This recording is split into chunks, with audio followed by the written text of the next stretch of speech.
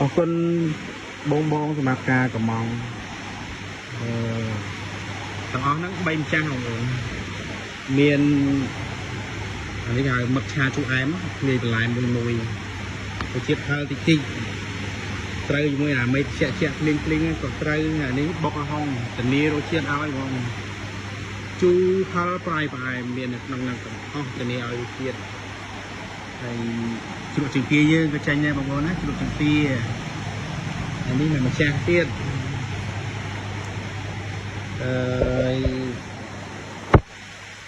មួយក៏ថាគាត់ខ្ជិលតាមបាយដេកភ្លៀងខ្ជិលរំហកឥឡូវវាយបាយឆាមកគ្រួសារ5នាក់វាយ5ប្រហុកយកហ្ម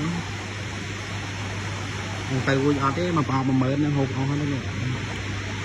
ហើយនេះមកគ្រួសារតូចអប់នេះ15000ទេបងប្អូន15000ទេអប់ស្នោគាត់ធំ3នាក់តាំងប្រអើ